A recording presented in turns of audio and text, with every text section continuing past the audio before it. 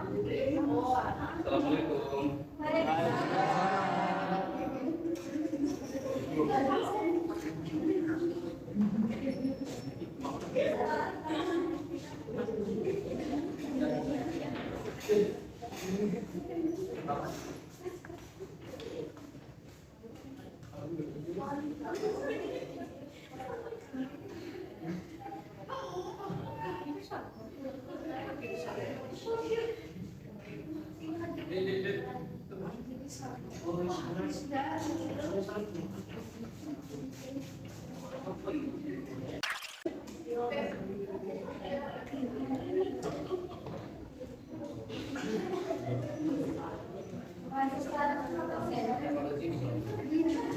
Ya teman-teman, sebelum kita mulai materi pada sore ini, mari kita berdoa agar pada tidak sesuai dengan kita satu-satu.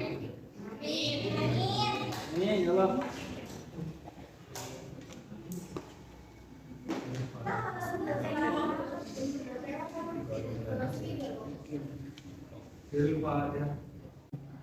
Ya, untuk materi sore ini siapa? Hukum dakwah. Maksudnya dari hukum dakwah. Ada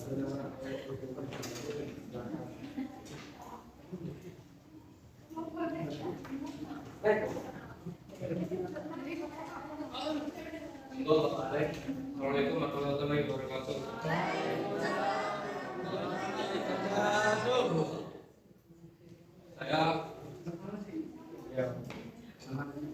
Perkenalkan, nama saya Alex Takamutaro. NIM 2241030511. Di sini saya akan menjelaskan tentang pengertian hukum dakwah. Hukum dakwah adalah aturan-aturan yang membuat tentang kewajiban dan tata cara dakwah sesuai dengan hukum Islam. Dari segi fikih, hukum itu sendiri ada 3: hukum akli, hukum syar'i, dan hukum hadis. Hukum akli adalah hukum yang berkaitan dan dapat dipahami melalui pendekatan pikiran. Contoh, bumi dan langit itu ada karena ada yang menciptakan, maka tidak mungkin keduanya itu ada karena dengan sendirinya. Begitu juga dengan benda-benda yang lainnya. Fungsi dari adanya hukum akli ini adalah menetapkan sesuatu karena keberadaan sesuatu yang lain.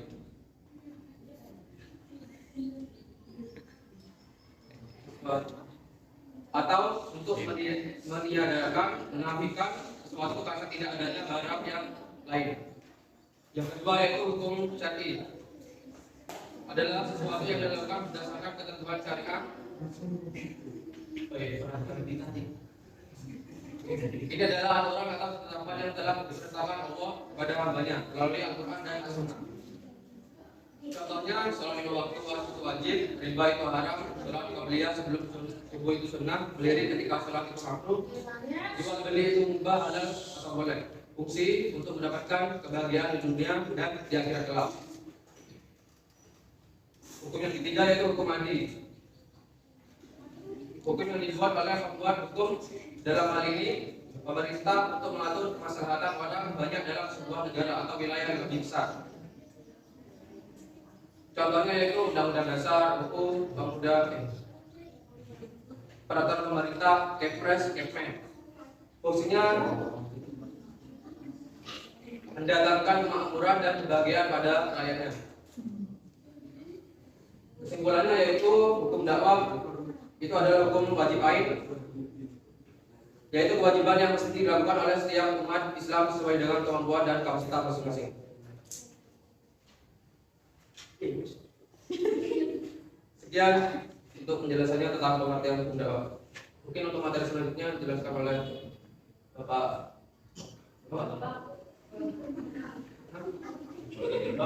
Anonimus.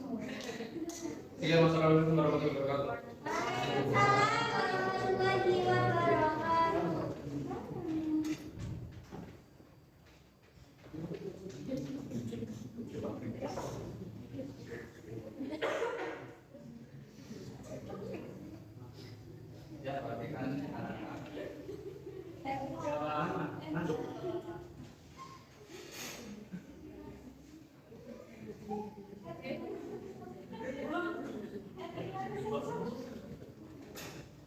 Perkenalkan, nama saya Muhammad Rafael Abid.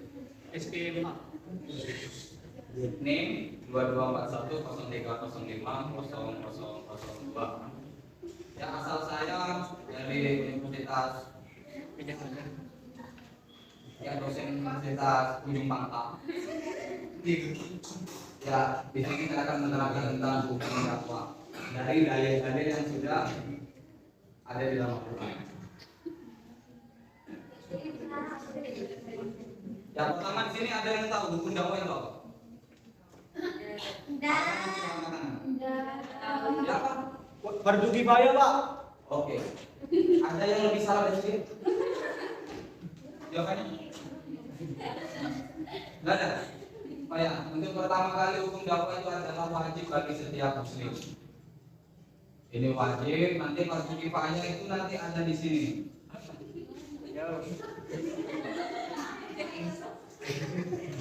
Oh ya, di sini itu hukum dakwah itu wajib, teman-teman. Seperti di dalam Al-Quran yang berbunyi di surat An-Nahl ayat 125. Untuk ila sabili rabbika bil hikmati wa mau'izatil hasanah. Ya. Nah, itu teman-teman, anak-anak. Dari ayat tersebut dikatakan hukum dakwah adalah wajib bagi setiap umat.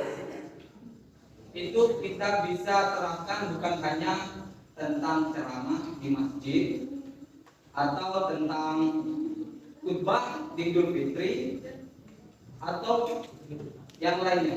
Kita kan sebagai mahasiswa, kita bisa berdakwah itu menggunakan perilaku kita.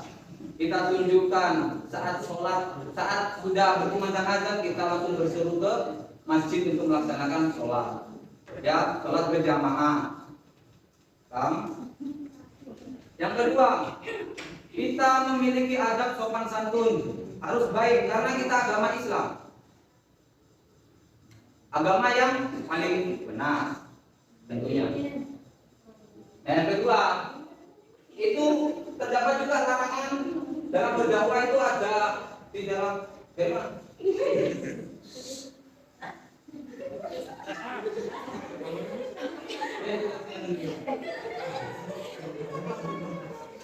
ya, ini terdalam surat Al-Baqarah ayat 256 pojok kiri. Di situ tertuliskan la ikraha fiddin, larangannya. Janganlah kita itu memaksa seseorang memeluk agama yang lainnya. Contohnya ke agama Islam, kita paksaan itu maupun paksaan halus dan paksaan kasar itu kita tidak boleh. Contohnya halus ini ya, kita sebagai seorang mahasiswa, tentunya kita selalu meminta donasi, setelah itu memberikan kepada korban bencana. Nah, di sana di korban bencana kan tentunya bukan hanya agama Islam, pasti ada agama Kristen, 5 macam-macam agama itu. Nah, setelah itu contohnya ini kita sebagai agama Islam, yang ini contoh-contoh halusnya, apa namanya mengajak apa tadi? Ya, kita itu mengajak secara halus. Itu contohnya seperti ini. Saat kita ingin mendonasi, kita itu mengklaim bahwa donasi ini hanya untuk orang Islam. Kalau kalian ingin donasi ini, maka masuklah ke dalam Islam. Nah, itu tidak boleh di dalam Islam yang tertuliskan di dalam la ikraha fiddin. Nah, setelah itu Quran Al-Baqarah ayat 256. Dan yang terakhir adalah Al-Imran ayat 32. Ya, mohon maaf, ayat 32. Ya, terima kasih. Ini berapa? 015, Pak. 015. Ya, 015 itu ayat 15 ya. Terima kasih.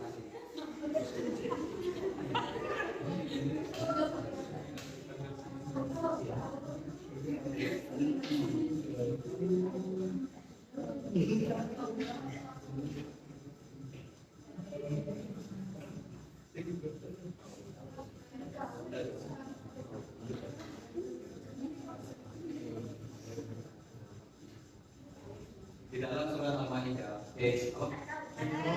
Al-Imran itu tentang oh enggak, ini kan tidak ada di makalah, ini dari sini.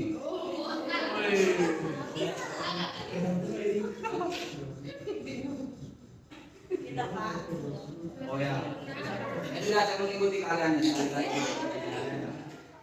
Al-Imran ayat 20 yang itu berbunyi tentang perdebatan. Ya, bagaimana kita agama Islam itu berdebat dengan cara yang baik dan sopan. Ya, begitu saja. Nanti akan dilanjutkan kembali oleh saudara saya yaitu Dulu dong. terima kasih. Permisi, Pak Robani, boleh izin. Baik, sini anak-anak ada yang sedang ngaji.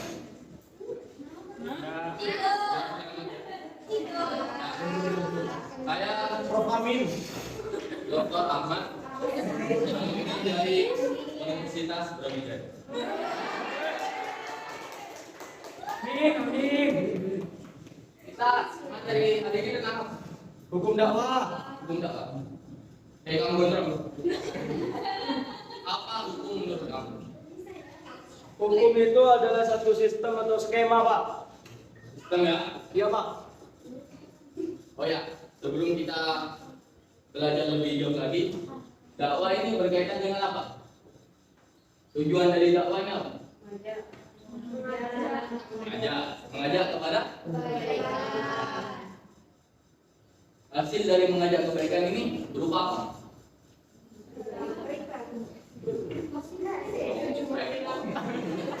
Hidayah, Pak. Hidayah, menjadi manusia yang Baik. nah itu mas kopinya lepas Baik, Pak. kita ada juga ya untuk mbaknya yang tadi ya yang terlambat berhenti saya tahun bulan 7 saya kuliah Aktivis, Pak. Pernah jadi ngetes. jadi kan belajar ya. Untung saya bertanya orientasi dan tapi mana tapi mana Hukum, Pak. ini mengajak Iya. jadi anak-anak sekalian yang namanya mengajak itu pasti ada Jangan aja rayuan ya nah ini berapa Pak? 25 ada rayuan yang baik itu seperti apa? Alam itu ya apa? Contohnya Lemah lembut, Pak. nah coba saya ingin satu mahasiswa maju ke depan coba praktekkan tunjukkan bagaimana cara mengajak kepada kebaikan yang baik karena banyak orang yang salah paham banyak orang yang mengajak kepada kebaikan tapi caranya yang salah ayo siapa yang berani Kalau mengajak berarti ada dua dong, yang diajak sama yang mengajak. ya atau kepada Banyak kan dong. Mana kalau asisten dosennya ini yang diajak? Coba. ya sampai sekali lagi bilang dulu Presiden menunggu di depan, Jenderal. ya. Berbicara tentang tafsir Al-Quran banyak yang pada surah Al-Baqarah 200 ayat 256 ini yang mana perintah dari surah ini bagaimana kita mengajak pada hal kebaikan. Surah At-Taubah itu yang mana dalam hal mengajak ini pasti agama ini berupa hidayah, jalan kebenaran yang diibaratkan di dalam surah ini adalah sebuah cahaya. Yang mana orang-orang kafir dan orang-orang musyrik ini mencoba untuk menghalangi cahaya itu. Ibaratnya sampean ada orang kafir ingin menghalangi masyarakat. Itu kan suatu hal yang tidak mungkin. Jadi diumpamakan seperti itu. Dan kalau kita mengajak pada keadaan zaman sekarang, hal-hal yang terjadi kepada pendakwah itu banyak yang seperti kemarin yang Ustaz Nana tadi, ada yang pernah dengar?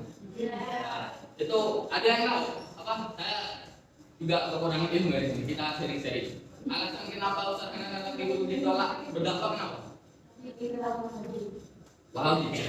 Dakwahnya tentang Nabi Musa Pak, bilang kalau Nabi Musa preman Pak. Itu adalah apa? Kesalahpahaman kan? Ya, terjadi. Jadi masuk preman itu ada yang mengetahui alurnya. Kok bisa? Beliau bercerita tentang 25 nabi Pak. Setelah itu sampai ke Nabi Musa, beliau mengumpamakan bahwasanya Nabi Musa adalah nabi yang kekar, nabi yang dalam bahasa kasarnya jagoan lah Pak. Jadi beliau langsung menyebutkan kayak mengkilaskan itu seperti preman gitu. Kayak kesalahpahaman.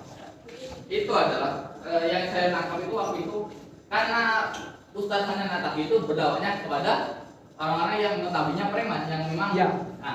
mantan-mantan preman, makanya dia menganalogikan Nabi Musa ini seperti preman yang kemudian bisa apa ya, bisa mengajak preman ini untuk kembali ke jalan Allah. Ya mungkin untuk materi selanjutnya dilanjutkan oleh Bapak Eko.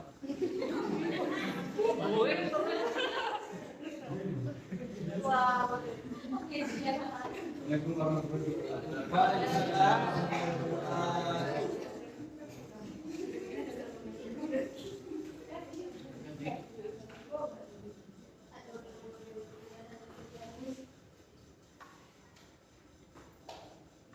Baik, di sini mengapa? Kira-kira pisuk ini. Jadi saya akan membahas tentang tafsiran ulama. Ada ayat-ayat sebelumnya yang sudah dijelaskan oleh Bapak Guru.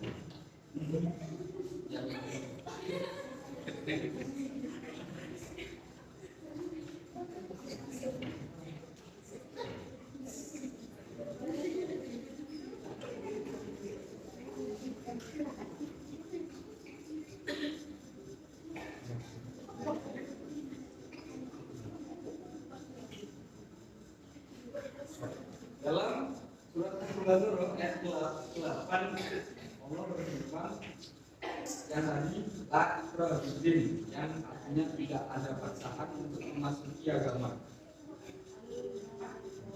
Jadi pada lafaz di sini jadi tolak.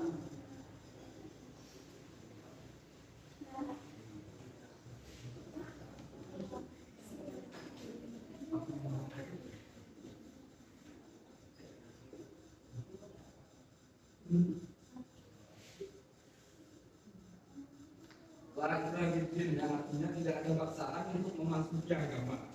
Yang ini agar janganlah salah satu dari kalian memaksa seseorang memeluk agama Islam. Dan dalam surat ini diperkuat oleh hadis Nabi. Anjibar bakam somi koordinatlah dan nanti instalasi. Artinya rohmu merasa kagum kepada kaum yang dipilih ke dalam surga dengan rantai. Rantai pada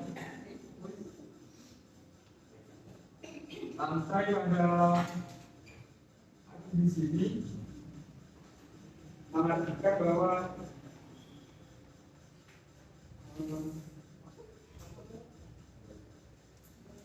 ya kita mengajak memaksa dengan kebaikan.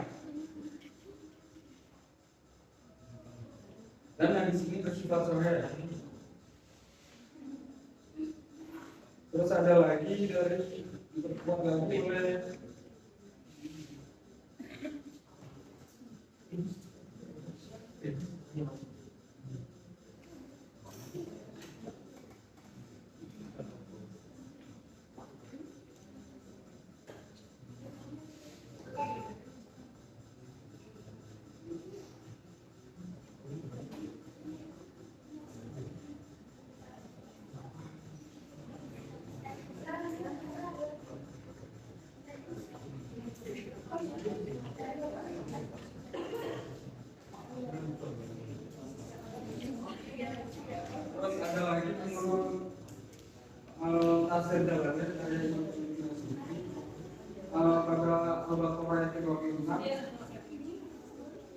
Pertama, tidak ada paksaan dalam agama yang dimasuki agama Islam.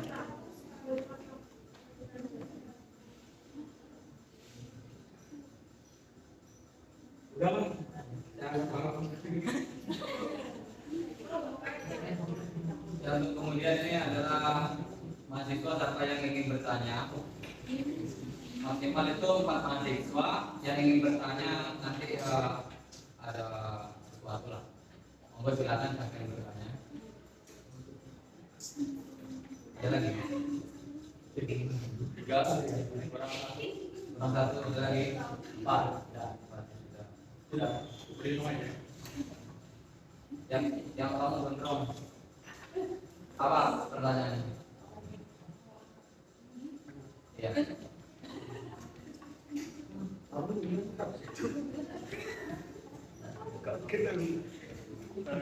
Dan Nasrul ini 537. Pertanyaannya, bagaimana sikapnya seorang muslim yang ingin berdakwah di suatu daerah di mana daerah tersebut ada larangan aktivitas berdakwah? Ada larangan. Oke. Terima kasih, Pak. Ya. Ini bagaimana juga? Saya akan dijelaskan sama Bapak ya, bahwa ada penerima maksa Ya. sama menajak orang Islam itu tidak dimaksa. Ya. Pada zaman itu pernah Rasulullah menyuruh suami dari Zainab. Nggak dengar. Pernah menyuruh suami dari Zainab, ya, yaitu jika kamu mau bersama Zainab, jika kamu mau, maka kamu harus masuk Islam. Zainab itu seorang laki-laki. Sayyidah Zainab. Loh, ini istri Rasulullah. Lagi. Ya, ada. Oh, itu saja sudah. Ya. Saya ingin bertanya. Jadi yang menjelaskan di sini tentang hukum dakwah adalah wajib bagi seluruh umat muslim. Nah, sedangkan Islam atau agama muslim itu adalah agama yang berat dan mengikuti seiring dengan zaman. Ada yang hukumnya pertama tidak boleh menjadi boleh. Ada yang hukumnya pertama itu tidak boleh, hukumnya itu boleh menjadi tidak boleh. Nah, kenapa? Karena berjalan dengan seiringnya zaman, Islam itu mampu mengikutinya. Jadi di sini saya ingin bertanya, apakah hukum dakwah ini akan tetap wajib dengan seiring zaman? Di mana zaman ini semakin seperti ini, seperti itu. Sekian, terima kasih. Putri Dia Muslim 532. Ya, silakan. Dari pembahasannya tentang ayat-ayat larangan dalam berdakwah, bisa dijelaskan kalau tidak ada paksaan dalam menganut agama Islam. Jika dikaitkan dengan tentang ayat-ayat tentang larangan dalam berdakwah, itu kan tidak ada paksaan dalam menganut agama Islam. Iya. Jika dikaitkan dengan konteks berdakwah Dr. Zakir Naik yang belakangan viral kan ya, dimana ketika itu kan audiensnya itu kan gak semua agama Islam, jadi campur gitu kan. Nah, ketika ada dari non Islam non Muslim itu yang menyanggah, Dr. Zakir Naik itu kayak membenarkan segala ajaran agama Islam, dan di situ kayak ayo masuk Islam, Islam yang paling benar. Kamu berdakwah Dr. Zakir Naik di sini itu gimana?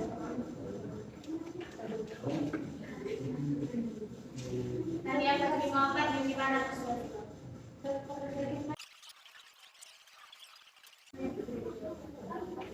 Baik, terkait pertanyaan dari Mas Arif. Begini, menurut saya ya, yang paksaan itu sesuatu yang kita disuruh untuk memilih dan tidak ada pilihan lain. Artinya ketika kamu disuruh untuk masuk SMA 1 yang SMA 1, tidak boleh SMA 2 atau SMA 1 yang di aja atau SMA 3. Dan ketika si suami menantu kami ini Abu Akas alias dia ketika ingin menjadi tawanan perang dan dia dibebaskan, dan itu merupakan perintah dari Rasulullah.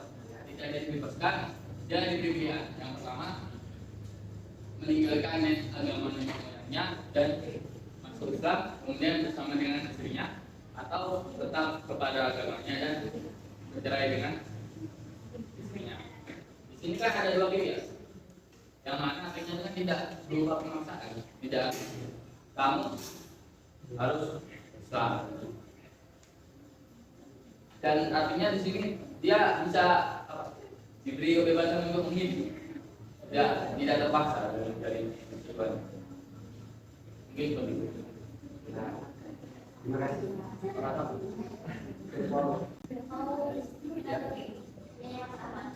kalau sampai bisa kamu berkesan ya tentang itu, terus gimana contoh yang tidak memaksa dalam Islam tadi?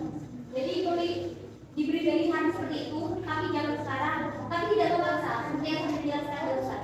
Gimana contohnya? Contoh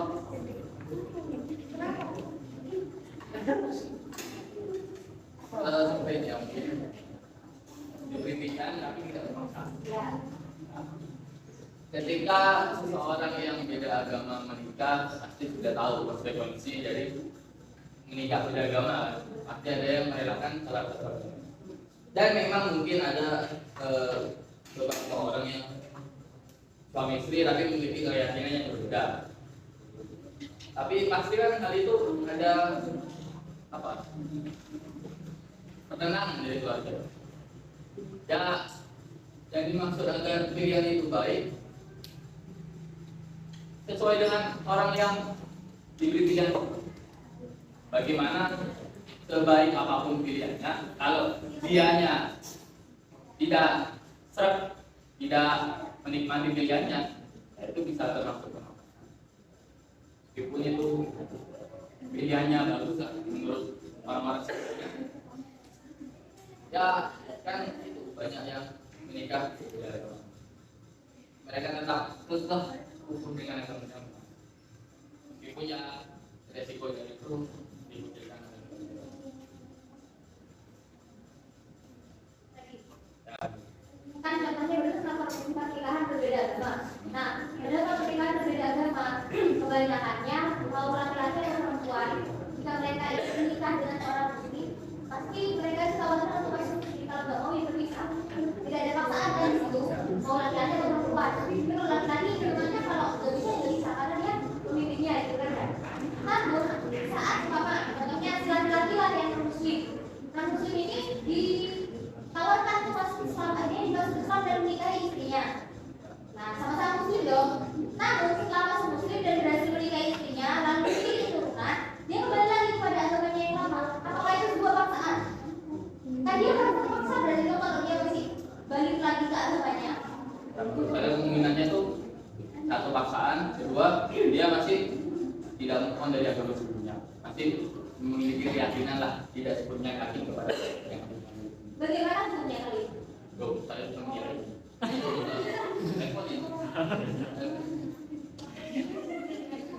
Mungkin ketika ya teman-teman ada berkaitan ini Pak, menambah Pak, berkaitan masalah paksaan atau tidak ya. Setiap manusia itu punya fitrah Pak, itu yang saya ketahui, dan fitrahnya manusia itu adalah satu keyakinan Pak. Jadi ketika manusia itu ingin ditempa kepada satu hal ataupun ingin dipaksakan dengan satu hal, tapi keyakinannya dia tidak ingin dan tidak mau, itu tidak akan pernah terjadi. Dalam tanda kutip, kecuali orang-orang yang munafik. Dan dijelaskan juga dalam Al-Quran, di juz 5 banyak mengenai orang-orang yang munafik. Dalam artian gini, memang saya tadi bilang di awal bahwasanya fitrahnya manusia adalah orang-orang yang memiliki penuh keyakinan terhadap dirinya sendiri.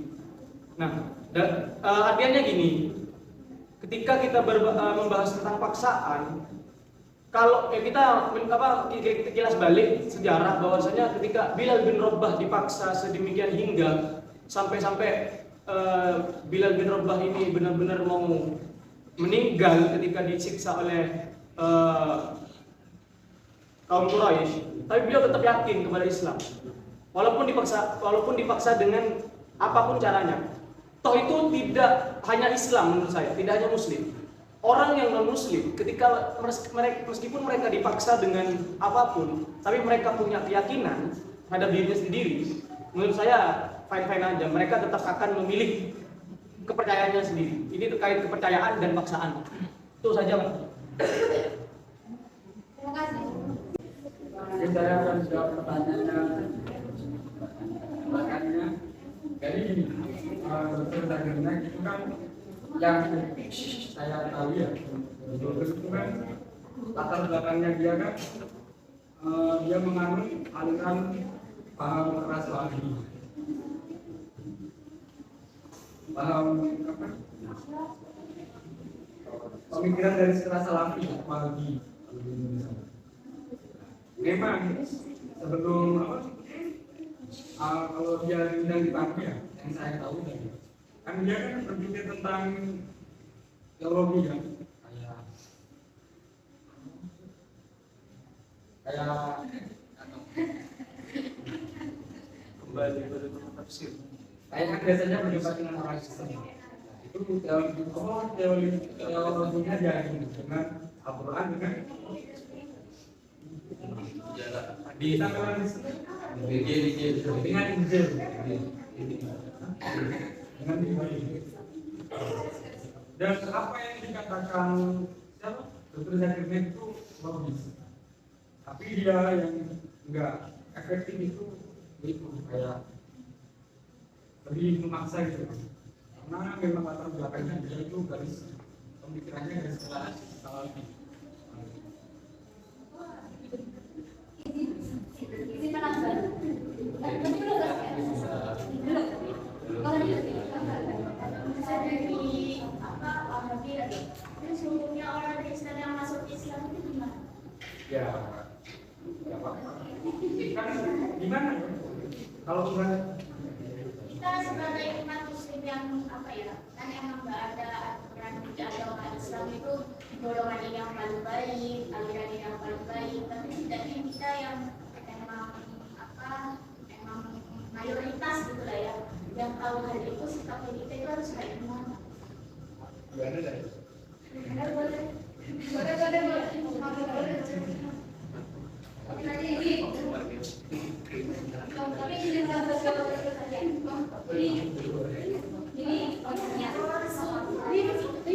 menurut yang saya pernah lihat dan menurut pengetahuan saya, perdebatan antara dokter Zakir itu dengan audiensnya itu satu bulanan, yang kedua itu siapa yang mau datang. Kalau tidak salah seperti itu, siapa saja yang mau datang. Dan datang ke sana itu bukan sebuah paksaan, melainkan pilihan dari manusia. Datang ke suatu tempat, ada yang tadi sudah pun, itu adalah pilihan kita mau datang atau tidak. Sedangkan kita saat ini pasti kita mengetahui acara komponen dari acara tersebut.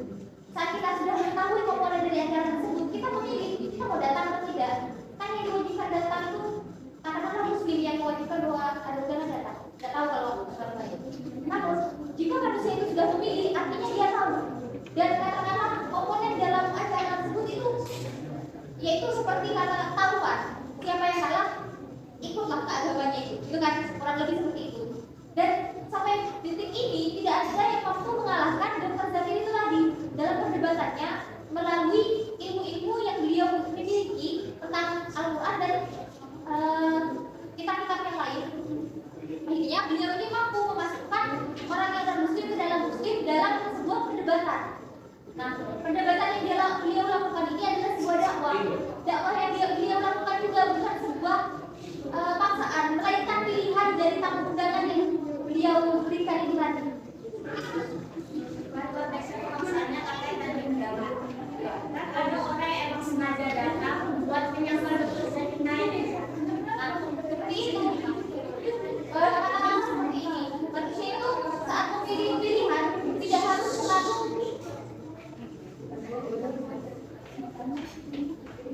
selalu menang. Sama halnya saat kita memilih melakukan sesuatu, bukan hanya pilihannya seperti itu. Memilih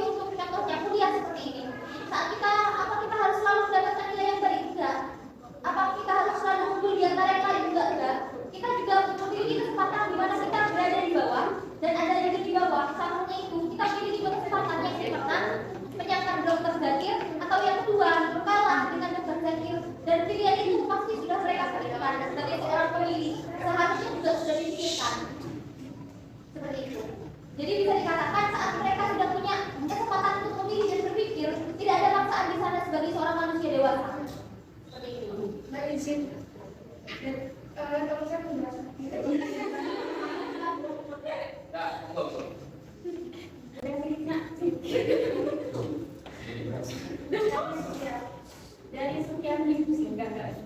Dari sekian banyak videonya dari TKT saya nonton itu sama sekali beliau tidak ada paksaan dalam menyampaikannya.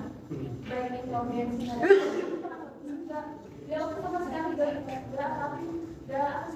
nggak maksa. Karena metode yang pertama strategi dakwah yang pertama beliau pakai itu memakai strategi berceramah terlebih dahulu. Setelah itu ada feedback dari audiens bertanya tentang apa ya, tentang audit gitu ya, tentang audit, lalu beliau menjawab. Nah, dia menjawabnya sama sekali nggak ada unsur pemaksaan di situ.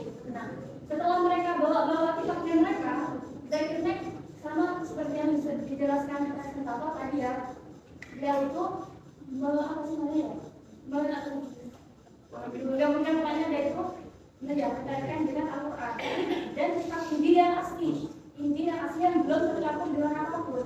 Nah, setelah kalau audiensnya itu masih kayak mempertahankan argumennya, baru beliau juga mempertahankan argumennya, tapi tetap sopan dan santun. Karena kan kalau strategi debat itu ada ini ya, yang pertama kan bil hikmah itu kayak misalnya dia lemah lembut, kayak dengan perbuatan itu kan bil hikmah.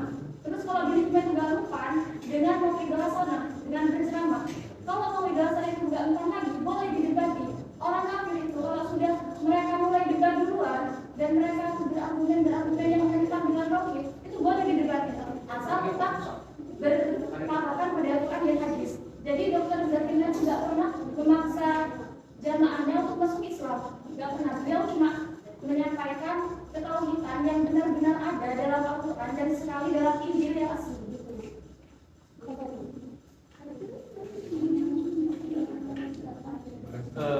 Ya, terima kasih mahasiswa yang sudah memberikan penjelasan. Ini akan menjawab pertanyaan dari mahasiswa Nasrul dulu ya. Ya, Pak. Apa di tempat yang dimana ada larangan berdakwah? Sikapnya muslim. Silakan pertanyaan dari sikapnya seorang muslim itu yang ingin berdakwah di suatu daerah yang dimana di situ itu dilarang berdakwah. Dilarang itu gimana kalau berdakwah hubungan kepada Tidak boleh, dilarang pokoknya. Jadi gimana sikapnya gitu?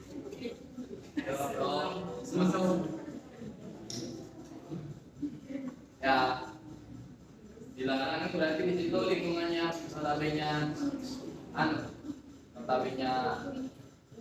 nonis dan para jahat. Iya, ya, yang pertama ya ini saran saya. Yang pertama umat Islam itu dianjurkan untuk menyelamatkan dirinya. Pertama. Dan yang kedua, jika memang itu adalah sebuah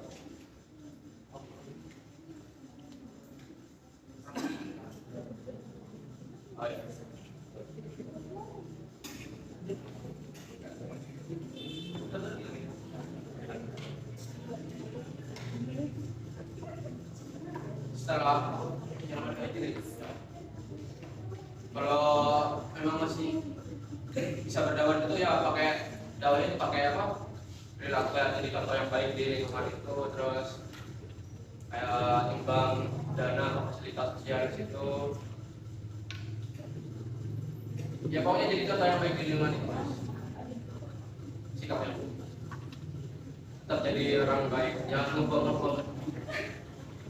Sudah, makasih jawabannya.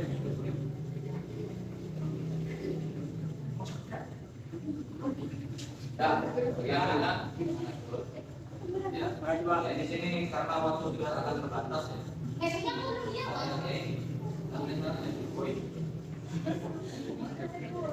Apa yang kita cuma di sini memang panas, tetap lagi ini.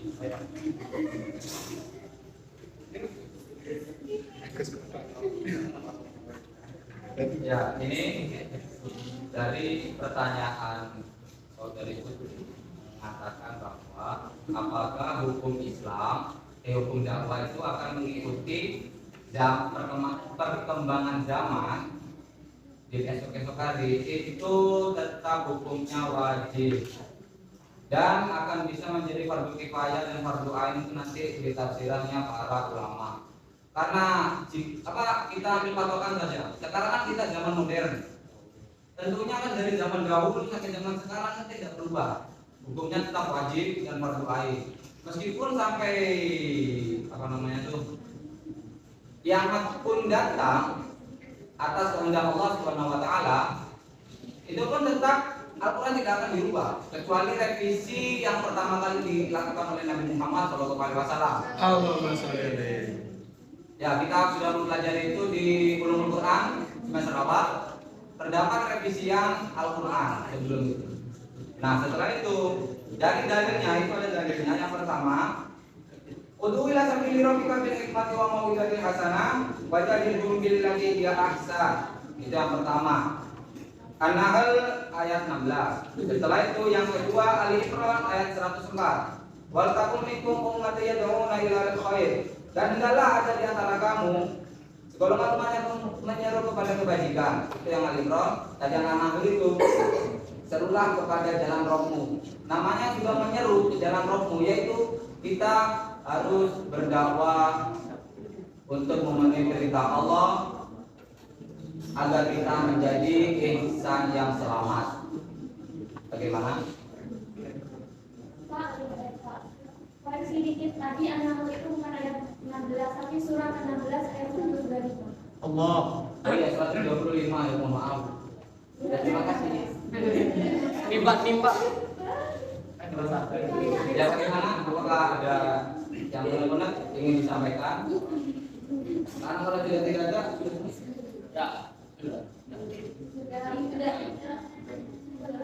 ya karena sudah panas, malam. Ya, Pak. Mari kita akhiri. Oh, sebelum itu, ini mau diadakan gitu enggak? Enggak usah wis ya. Peraturannya sekarang itu mohon maaf dari dosen. Oh, dosennya apa? Peraturan dosen sebelum Anda duduk. Oh, iya. Yaudah, marilah kita tutup acara presentasi yang sangat Masya Allah ini dengan bacaan Alhamdulillah.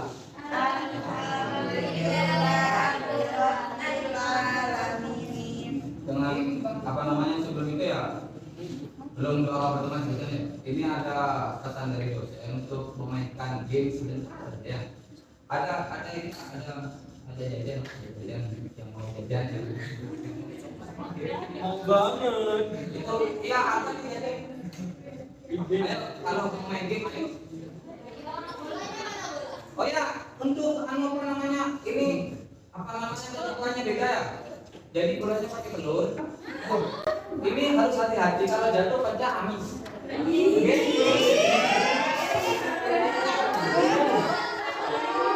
Untuk masa itu soalnya kan nanti lempar-lemparan. Nah, ini harus semuanya tuh jangan keluar ini satu-satu. Mainstream. Ayo. Mantap.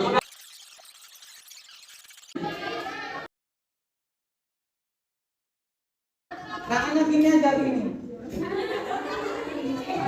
Ya, jangan begini.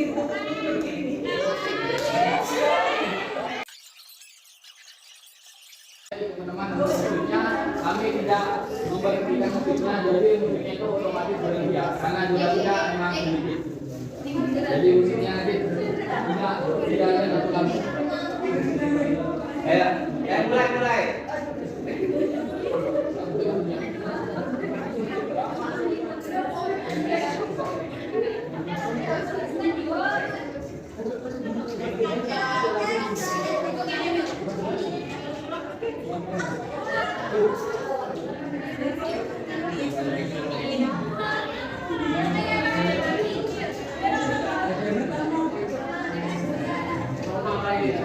Ayo, mau diam. Biar kita bisa cepat pulang ya. 1, 2, 3, flip. Siapa tadi? Mohon tangan siapa?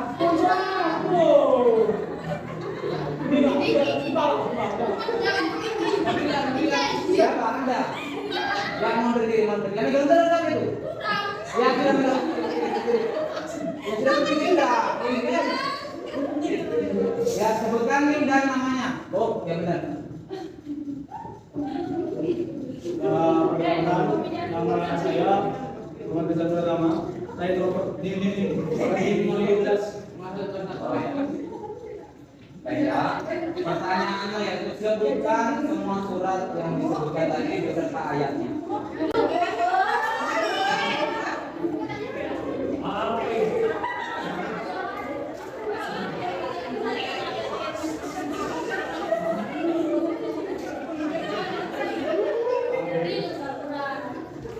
Ini bukan permen, bukan permen. Jangan lihat HP. Itu apa? Apa yang taruh? Ya mohon. Saya hitung sampai 5. Tahan dulu. Ubah ayat 5. Apa bang? Ayat 32. Al-Baqarah ayat 25, ayat 256, Ali Imran ayat 20. Setelah itu?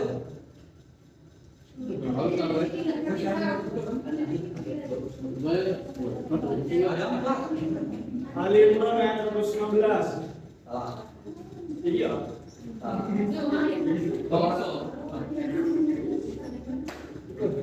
Coba ulang lagi Atau 52 atau 32 atau bagi dua. atau 32. Menurut yakin. Yakin. Ali Imran Al-Imran 20 20. ayat 20, Al-Baqarah 256, Yaitu Al-Baqarah 257. hah? 257. Al-Baqarah 257. 257. Oh ya. Jawabannya salah. Al-Baqarah ayat 256. Ya. Meskipun dihukum akan dapat hadiah juga. Hukumannya apa ya? Mancung. Apa ya? Saya introvert, Pak.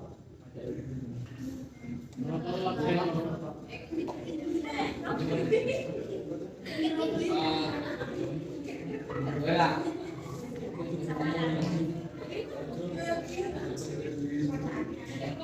Pak, saya introvert, Pak.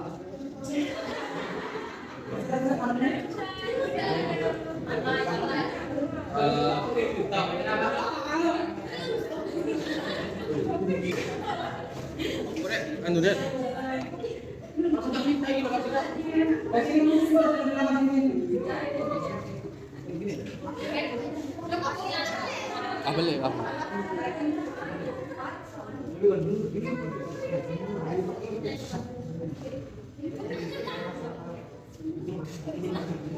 Ya kita lanjut. Nanti kamu bagaimana caranya nanti bisa lanjut ini ya? Oke kita mulai. 1, 2, 3.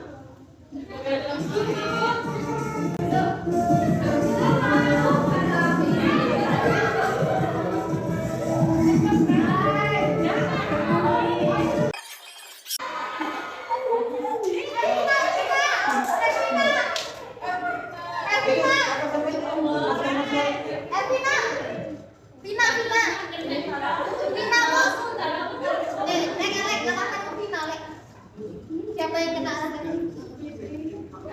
Oh iya, Pak. Tidak ada feedback pertanyaan. Pak benar. Iya. Tahu gitu. Oh iya feedback. Dia itu dulu ya. Pertanyaannya aku terlebih. Ya, untuk pertanyaannya sebutkan 2 kitab yang menjadi rujukan dalam makalah. Siapa ya? Ya kitab. Ada 2 kitab tadi yang disebutkan. Hah? Al-Quran.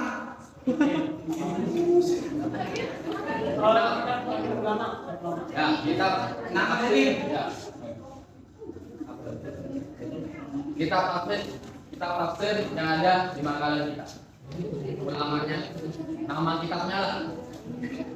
Gua paham mesti. Ayo siapa? Monggo. Jadi ya kamu dari apa? 1, 2, 2, 3, 4, 5, 6, Kitab ya. 5 ya. Sudah, Oke, terima kasih. Hukum. Oh, enggak, masih dikasih.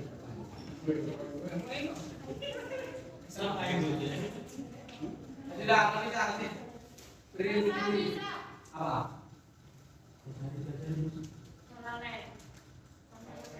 Apa menarnya? Jalan. Sama? Belum kasih. Belum kasih itu. Harapannya apa? Harapannya itu kasir.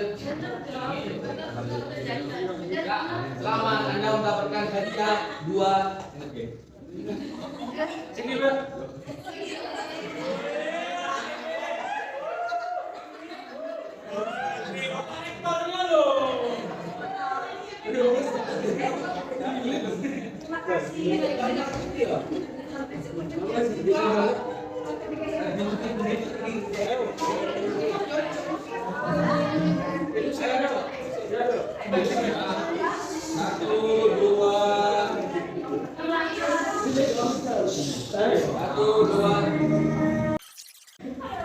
Hukum dakwah menurut Syekh Abdul Qadir apa? Oh, hukum dakwah hukumnya apa? Ya, kalau wajib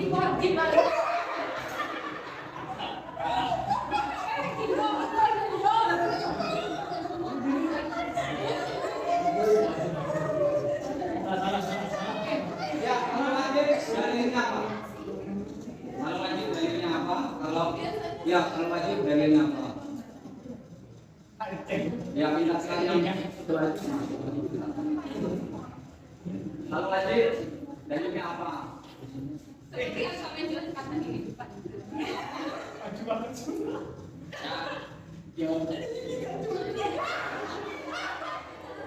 Ya, karena Anda tidak bisa.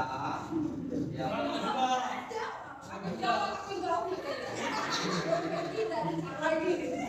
Ya, kita sudah mau pulang, aku capek. Ayo sudah sini. Ayo sudah sini. Terakhir.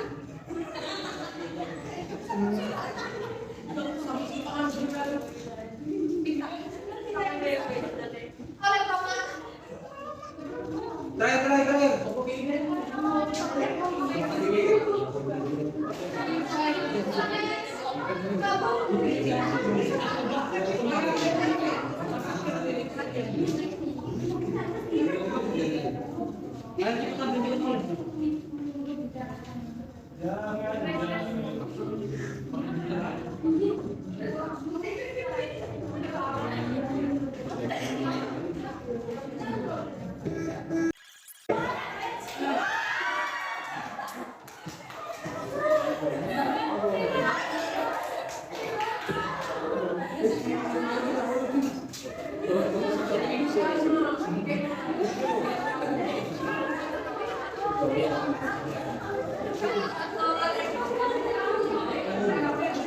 namanya?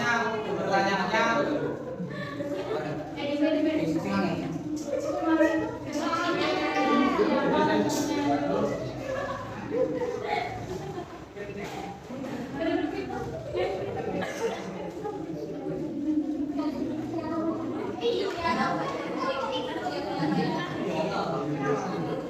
Ya, apa aliran atau hal yang dianut oleh Dr. Zakir Naik?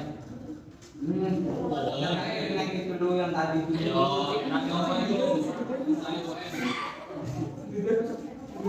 Aliran atau paham apa yang dianut oleh Dr. Zakir Naik? Wahabi. Dalilnya? Wahabi. Iya, sumber Wahabi. Yakin? Kalau salah hukuman ya. Yakin apa enggak? Wahabi. Bener. Ya, salah. Wah.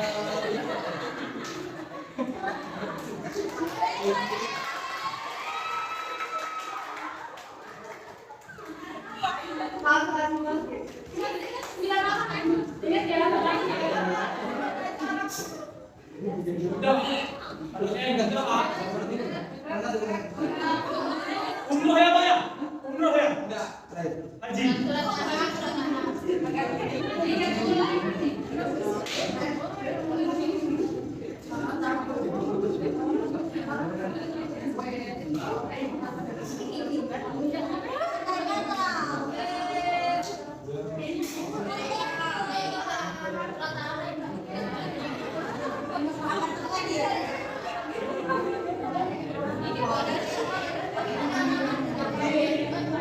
Gak kerekam dari tadi nih, dah beres sih kan kamera.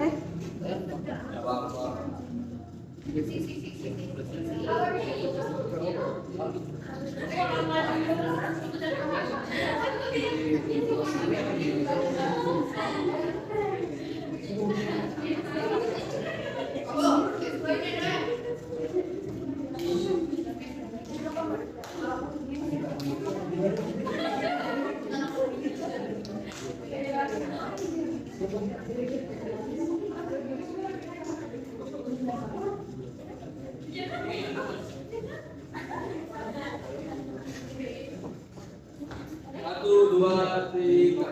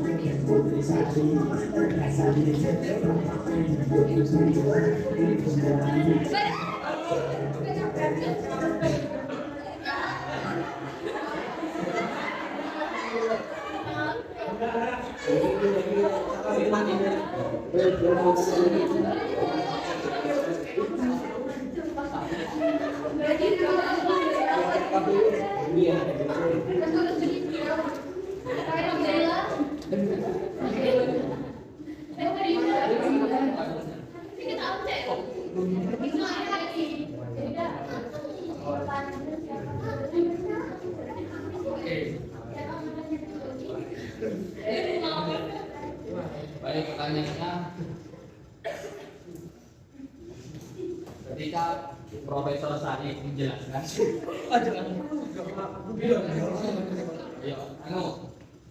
di tadi terdapat di dalam makalah bahwa ada hadis yang mana artinya disebutkan bahwasanya ketika umat Islam ditarik seperti rantai ke dalam surga. Terus yang dimaksud rantai itu rantai seperti apa? Pemahaman.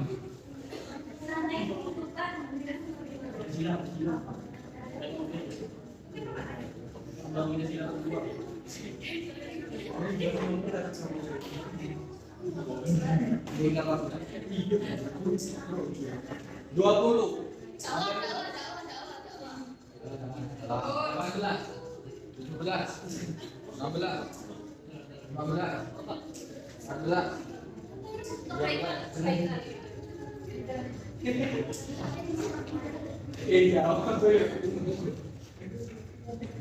14. Hidayah, kebaikan. Salah. Kurang ini kurang diuraikan. Berikan.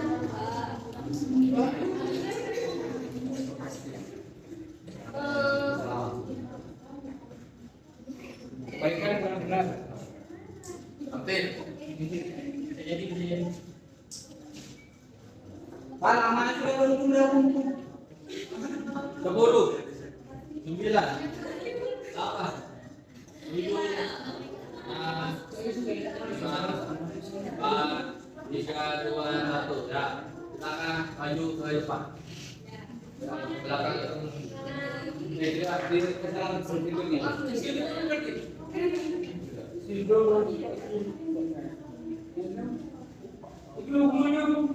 Ya, ada di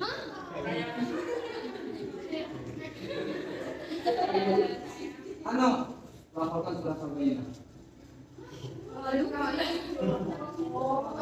Ribet bilang ber. Ya. Selesai. Maaf.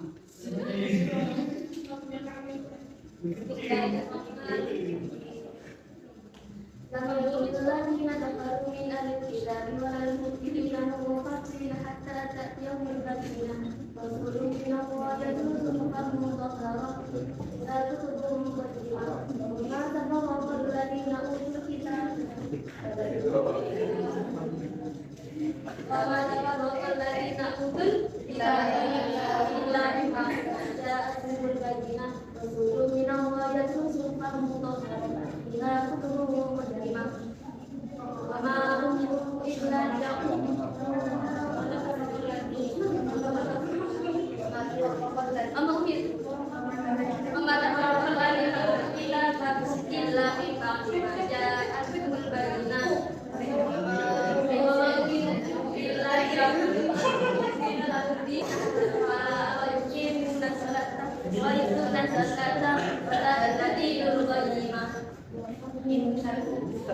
ya.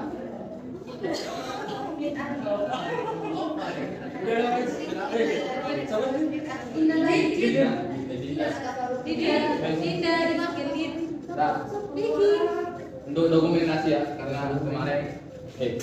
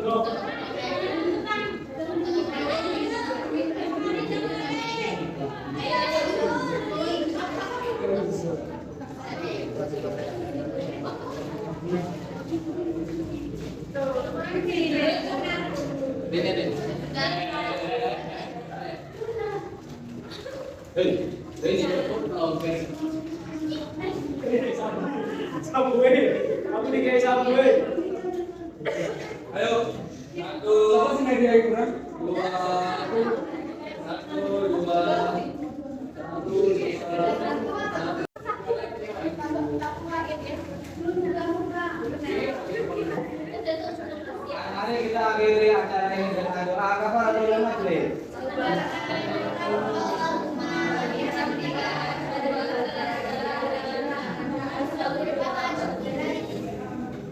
Terima kasih teman-teman yang sudah berpartisipasi. Nuhun warahmatullahi wabarakatuh. Assalamualaikum warahmatullahi wabarakatuh. Terus info boleh dipercaya, Pak. Info boleh diubah, Pak.